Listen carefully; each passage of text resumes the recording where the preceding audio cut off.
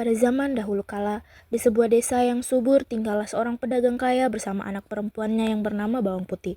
Istri pedagang ini sudah lama meninggal dunia. Suatu hari, setelah si pedagang pulang dari bepergian, dia membawa seorang ibu dengan anak gadisnya yang bernama Bawang Merah, lalu sang pedagang menikahi ibu dari Bawang Merah. Saat ayahnya pergi berdagang, maka ibu tiri dan Bawang Merah akan menyuruh Bawang Putih layaknya seorang pembantu. Bawang putih, bersihin ruangan, buatin kita makanan, kita sudah lapar. Jika pekerjaan Bawang Putih tidak beres, ibu tirinya akan menghukumnya dengan tidak memberinya makan hingga setiap pagi akan terdengar teriakan ibu tiri dan Bawang Merah bergantian. Suatu hari, ayah Bawang Putih pulang ke rumah dan jatuh sakit. Sakitnya sangat parah. Bawang Putih sangat sedih karenanya, namun apa daya Tuhan berkata lain. Ayah Bawang Putih pun meninggal dunia. Lihat Bawang Merah, akhirnya dia meninggal. Ya ibu, akhirnya kita kaya juga. Suatu hari, Bawang Putih pergi ke sungai hendak mencuci baju. Dia masih mengantuk dan lapar hingga tubuhnya lemas. Saat mencuci, Bawang Putih tidak sadar jika selendang kesayangan ibu tirinya hanyut ketika Bawang Putih memasukkan cucian ke keranjang. Dia terkejut karena selendang ibu tirinya tidak ada. Aduh, gimana selendang anak ibu? Bisa gawat kalau hilang.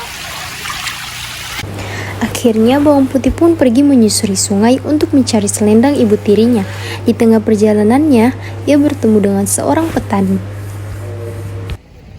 Permisi paman, Iya, ada apa? apakah paman melihat merah-merah yang ada di sungai tadi? Selendang merah. Oh iya, sepertinya Paman melihatnya. Tadi dibawa oleh nenek tua. Rumahnya di atas sana. Baik paman, terima kasih. Di sana dia menemukan sebuah rumah kayu. Bawang Putih mengetuk pintu rumah itu. Permisi Nek, apakah nenek melihat selendang merah yang ada di sungai tadi? Ada cucu datang, ayo masuk cu. Nanti, siapa nama cucu? Namaku Bawang Putih Nek. Nenek tua itu akan memberikan selendang merah dengan satu syarat. Bawang Putih harus membantunya terlebih dahulu. Tibalah waktunya bagi Bawang Putih untuk pamit pulang. Si nenek memberikan selendang itu kepadanya. Di meja sudah ada 2 buah labu kecil dan besar. Bawang Putih memilih labu kecil karena dia merasa tidak akan sanggup membawa labu besar. Sebab dia juga harus membawa keranjang penuh pakaian miliknya. Sesampainya di rumah, Bawang Putih dimarahi oleh ibu tiri dan Bawang Merah. Halah, sudahlah Bawang Putih, kami tidak mau mendengar alasanmu. Kamu sudah berani melawan ya? Maaf ibu, ampun ibu.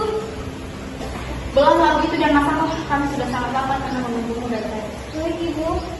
Alangkah terkejutnya sebab isi labu itu penuh dengan perhiasan yang berkilau dan mahal harganya. Bawang Putih pun menceritakan semuanya. Harusnya kamu beli lagu yang lebih besar. Mendengar kata Bawang Merah, si ibu tiri akhirnya mendapat ide. Keesokan harinya, ibu tiri dan Bawang Merah pergi ke sungai. Mereka sengaja menghanyutkan selendang merah. Diam-diam mereka mengikuti arah selendang itu hanyut. Benar saja, selendang itu kembali dipungut oleh nenek tua itu. Ibu tiri dan Bawang Merah segera mengikut nenek tua yang berjalan naik gunung. Di sepanjang perjalanan, Bawang Merah mengeluh karena tak biasa berjalan jauh. Bentar lagi kita akan kaya. Tapi aku capek bu, gue bilang sabar. Sesampainya di rumah nenek tua, ibu tiri dan Bawang Merah mengetuk pintu. Nenek tua menyambutnya dengan baik. Kemudian, ibu tiri dan Bawang Merah pura-pura sedih dan menanyakan soal selendang merah itu. Sekali, kalau bukan karena lagu itu aku tidak akan mau melakukan ini. Iya, ibu sudah lelah. Semoga nanti isi lagunya benar. Nenek tua itu memberikan selendang itu kepada Bawang Merah dan ibunya. Di meja ada 2 buah labu yang besar dan kecil. Saja dong, Nek. Iya, yang besar saja. Ingat, jangan kalian lupa sebelum kalian sampai di rumah. Iya, Nek. Kami pulang dulu ya, Nek. Bawang Merah dan ibunya tidak menuruti anjuran si nenek.